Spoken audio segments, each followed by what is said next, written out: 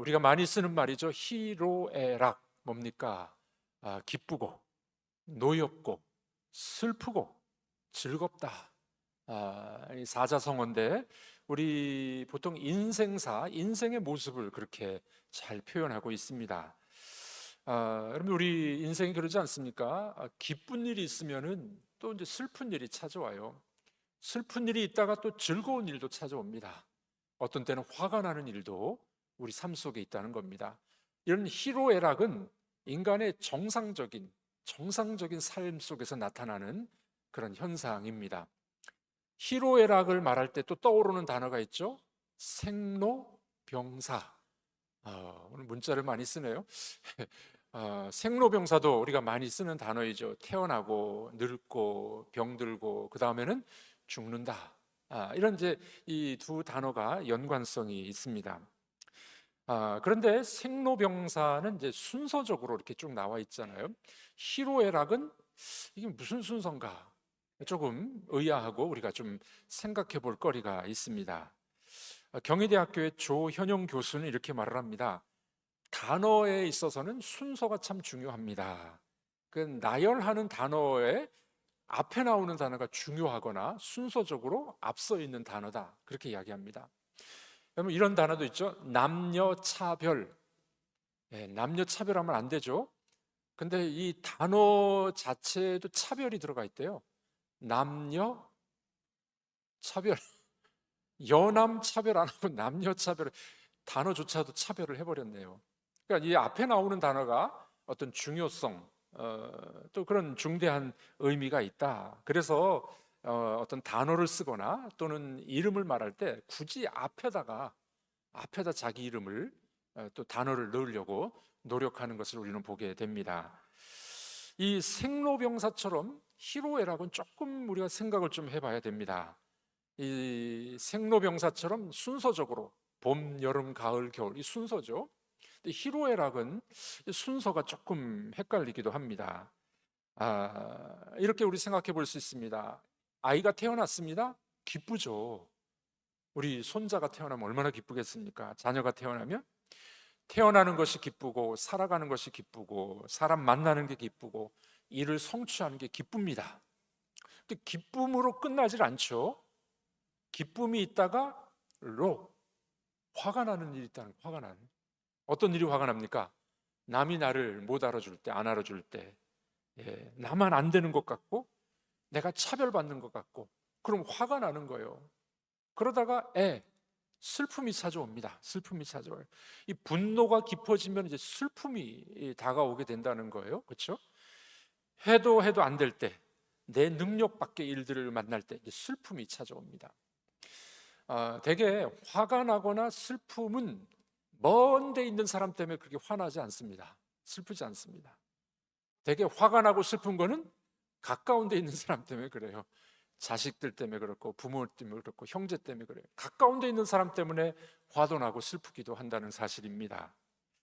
자, 그런데 화가 나고 슬프기도 했어요. 근데 문득 생각해 보니까 그래도 인생이라는 건 다 그렇지 뭐.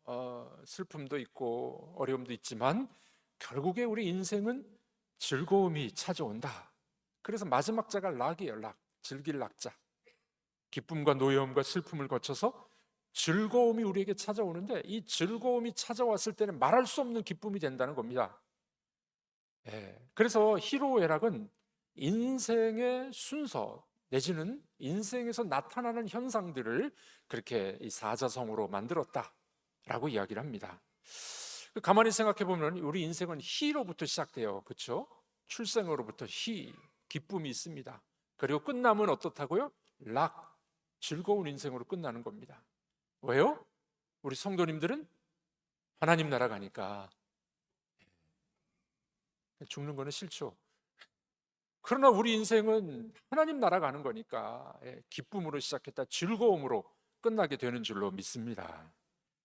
어떤 대부호가 신문에 광고를 했어요.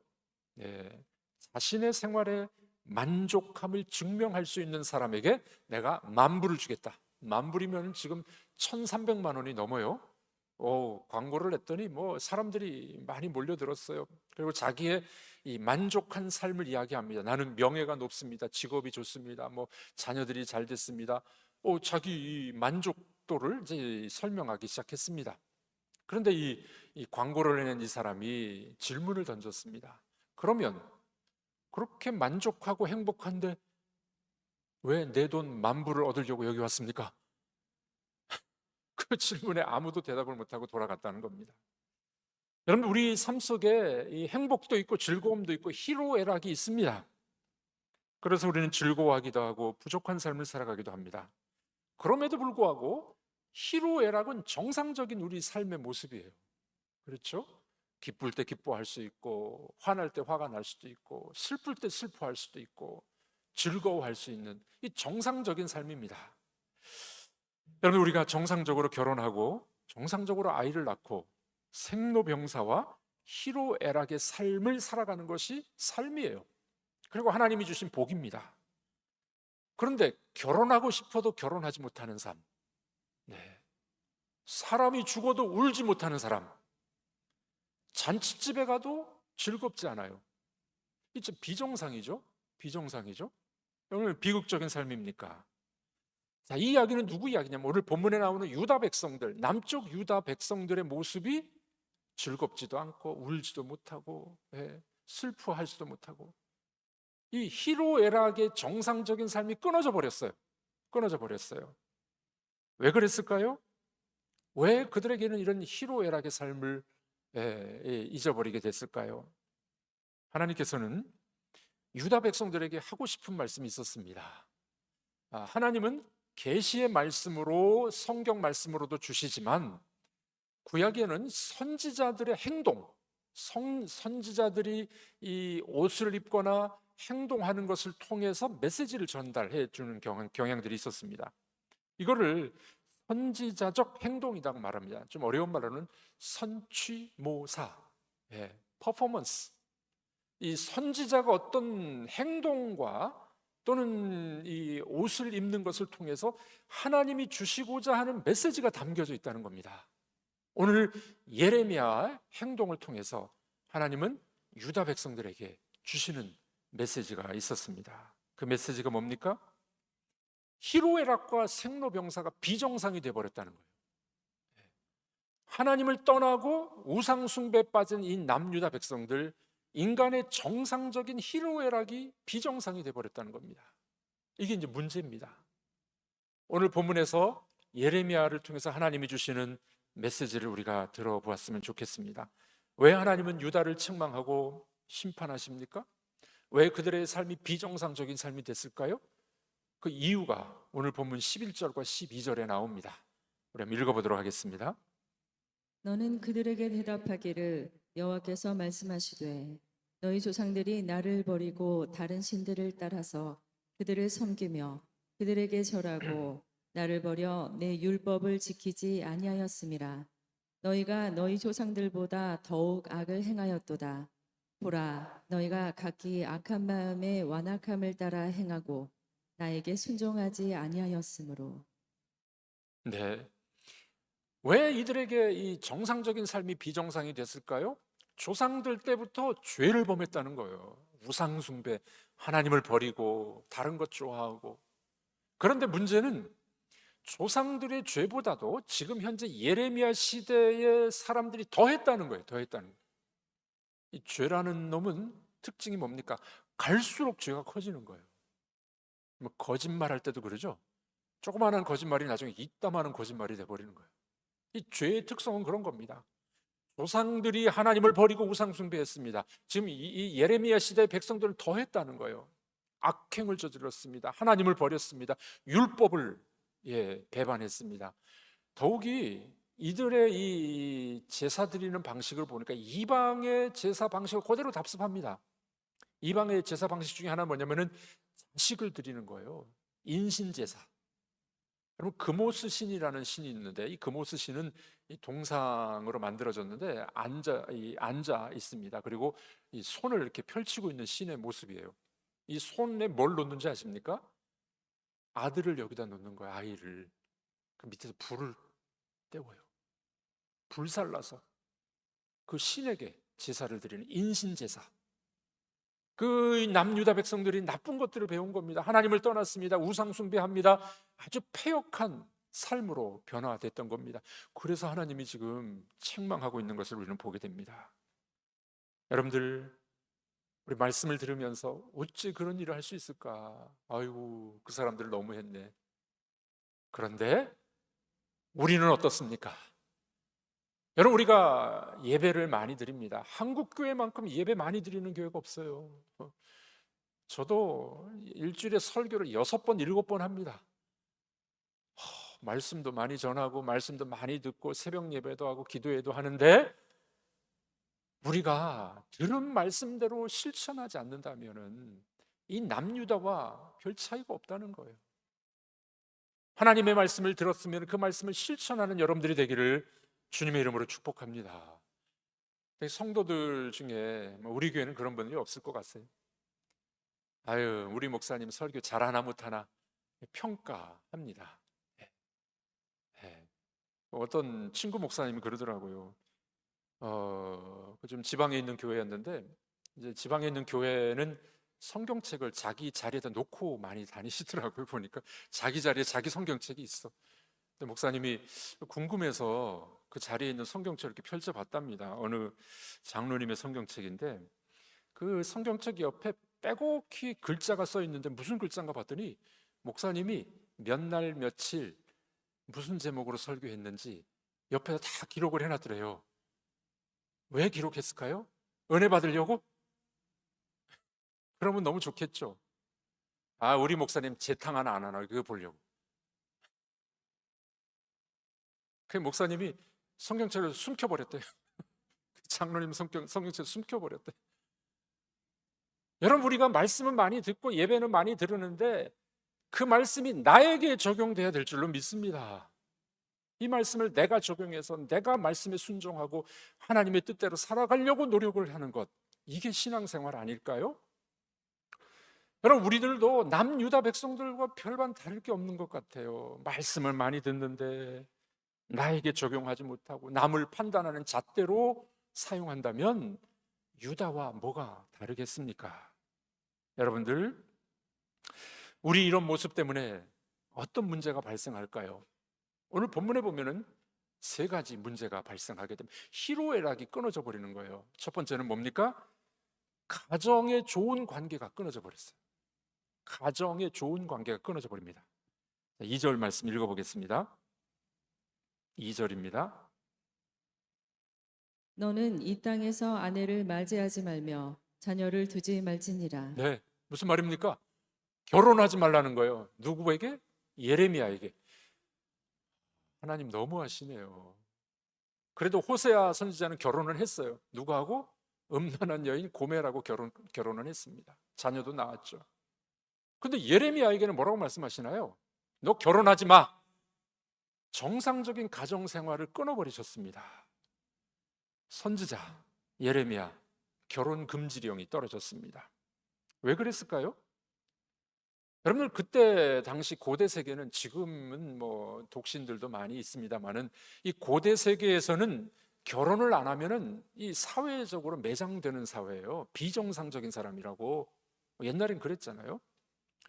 그런데 누구나 결혼하고 누구나 가정을 가져야만 되는데 예레미야에게는 하나님이 결혼하지 마. 예. 예레미야의 행동과 삶을 통해서 하나님의 심판의 메시지를 보여주게 되는 겁니다. 죽어도 슬퍼할 가족이 없는 겁니다. 그렇죠? 예레미야 결혼을 안 했으니 자식이 뭐 슬퍼해 줄 수 있겠습니까? 예레미야 죽음을 묻어줄 자식도 없어요. 그 시체는 짐승의 밥이 된다. 예레미야에게 주신 이 메시지가 유다 백성들에게 주어지는 메시지였다는 겁니다. 가족 관계가 다 깨어져 버린 겁니다. 결혼하지 말라. 이 메시지를 통해서 우리에게 뭘 보여줄까요? 하나님과 백성과의 관계가 끊어졌음을 보여주는 겁니다. 제가 계속 강조드리죠. 신앙생활이란 뭐냐? 신앙생활은 관계예요, 관계. 우리가 주일날 한두 번 예배 드렸다, 헌금했다, 이것도 중요하지만 더 중요한 게 뭐라고요? 하나님과의 올바른 관계, 하나님과 관계를 맺고 살아가는 것이 신앙생활이에요. 이걸 성경이 뭐라고 이야기합니까? 의의 관계다. 의의 관계. 올바른 관계. 올바른 관계. 하나님은 우리의 아버지가 되시고 하나님은 우리에게 아버지 노릇을 해주세요. 우리는 그분의 자녀 노릇을 해야 됩니다. 아멘이십니까? 자녀 노릇을 하는 거, 이게 올바른 관계예요. 하나님은 우리의 남편이 되십니다. 우리는 그분의 신부가 되는 거예요. 순결한 신부가 되는, 이 올바른 관계. 하나님은 우리의 왕이 되십니다.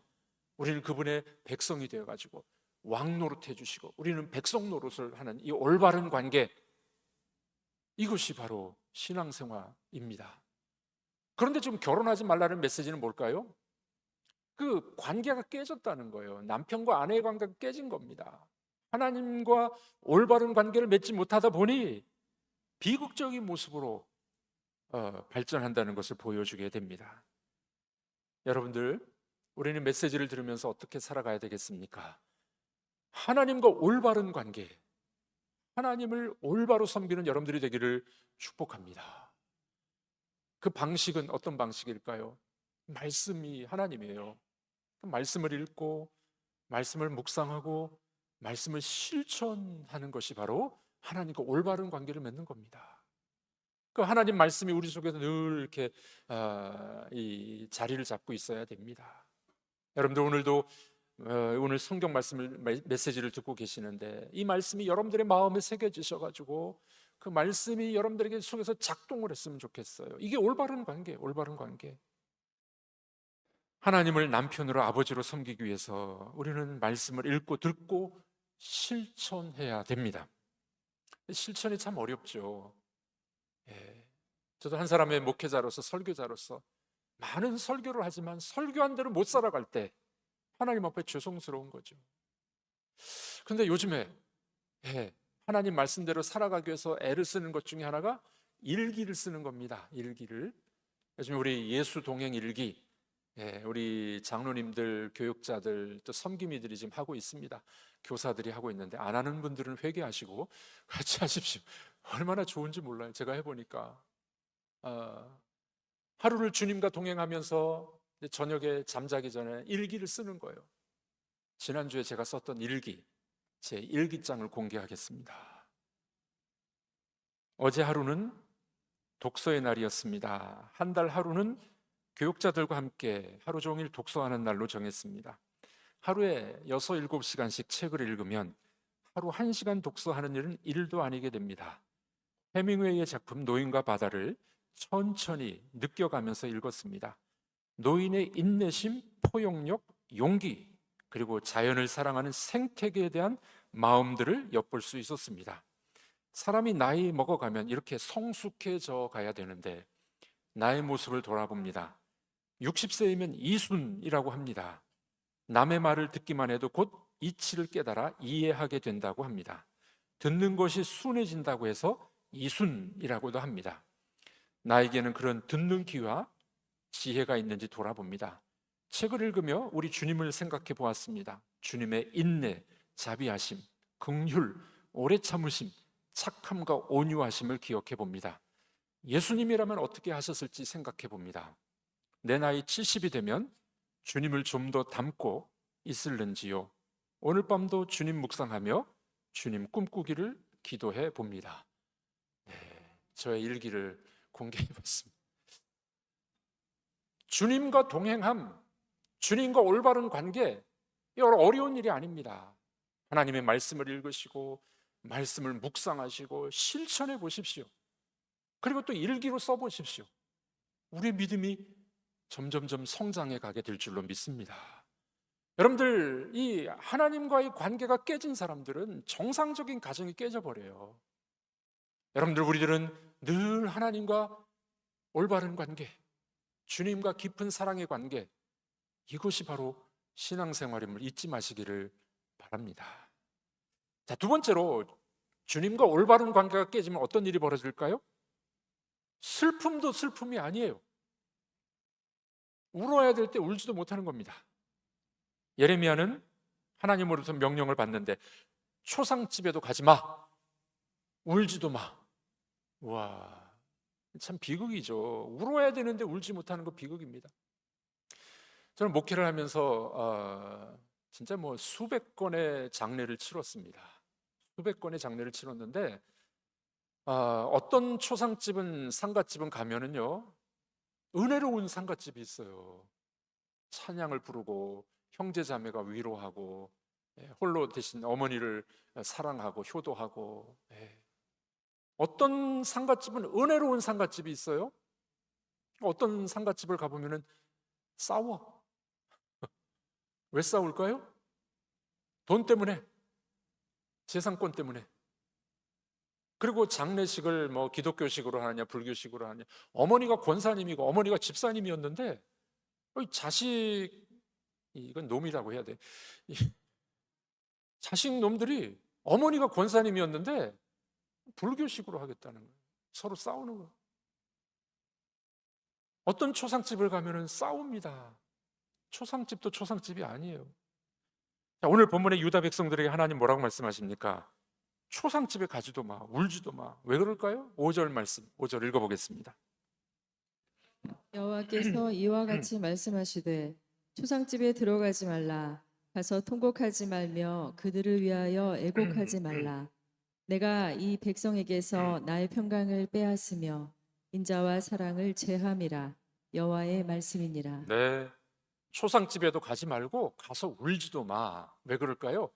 하나님과 올바른 관계가 깨져버렸기 때문에 초상집도 초상집이 아니라는 거예요. 울음도 진정한 울음이 아니라는 겁니다. 여러분들, 하나님이 주신 희로애락은 하나님 안에서 진정한 슬픔이 될 수 있다는 거예요.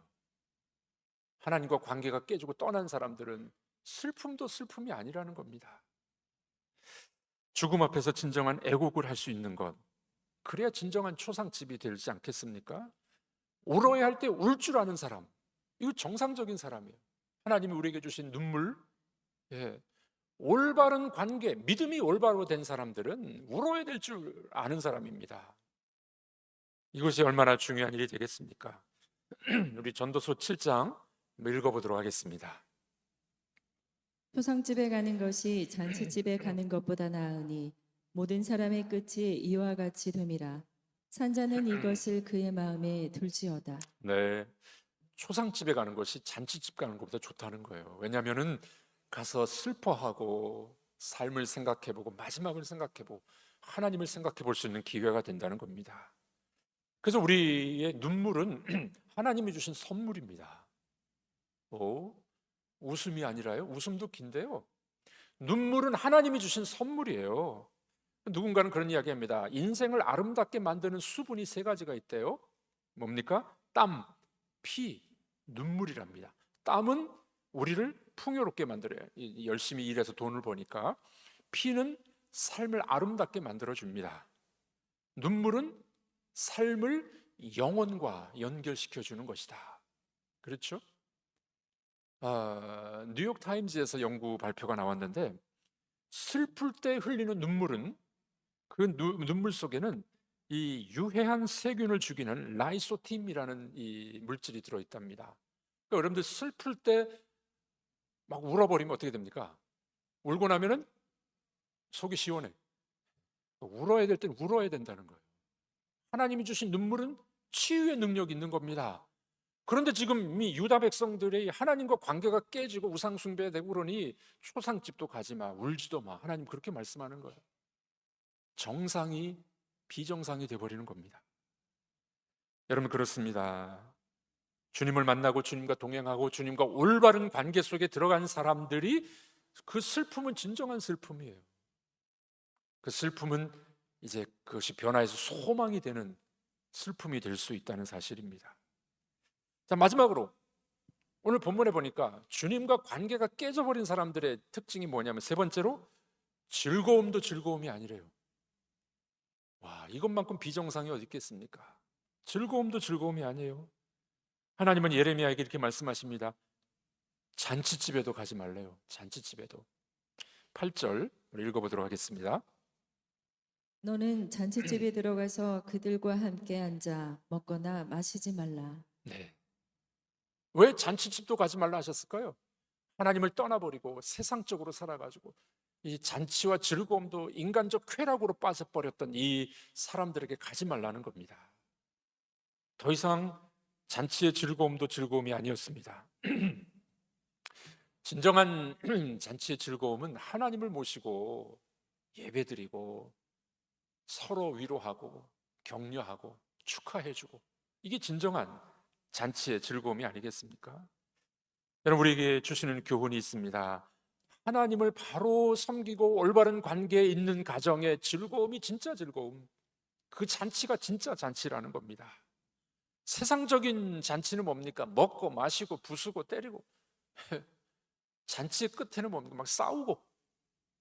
하나님을 떠난 잔치는 그래요. 하나님 안에서 진정한 잔치가 여러분들 속에 있기를 주님의 이름으로 축복합니다. 결혼을 해도 진정한 즐거움이 있어야 돼요. 주님을 믿고 주님을 섬기는 가정의 결혼식은 진정한 하늘의 기쁨이 있어야 될 줄로 믿습니다. 요즘에 젊은이들이 주례자도 안 모시고 목사님도 안 모시고, 뭐 교회에서 예식 안 하는 건 이미 지나간 때가 돼버렸고요. 주례자도 안 모시고 자기들끼리 막 결혼을 해요. 그렇죠? 뭐 이벤트. 우리나라 유행이 너무 민감해가지고 그런 친구들이 많이 생기는데, 결혼은 그렇게 경박하게 해서는 안 되죠. 주님을 모시고 경건하게 예배를 드리면서 서약하는 거예요. 결혼은 약속이죠, 약속. 하나님 앞에서 서약하고, 남편으로서 아내로서 서약하고, 내가 최선을 다하겠다. 이게 결혼 예식입니다. 여러분, 하나님을 모시고 진정한 잔치와 즐거움이 있기를 주의 이름으로 축복합니다. 예수님은 이 혼인 잔치집에 많이 가셨어요. 그렇죠? 여러분, 성경 보십시오. 예수님이 이 혼인 잔치집에 많이 가셨습니다. 일부러. 이 종교 지도자들이 뭐라고 이야기합니까? 먹기를 탐하는 자라고 하는데, 예수님이 일부러 가셨어요. 욕을 먹으면서도. 왜 그랬을까요? 행동의 의미가 있습니다. 예수님이 계신 잔치집은 하늘나라를 보여주는 거예요. 하늘나라. 여러분들, 신랑이 있습니다. 예수님이 우리의 신랑 되십니다. 신부가 있습니다. 순결한 신부.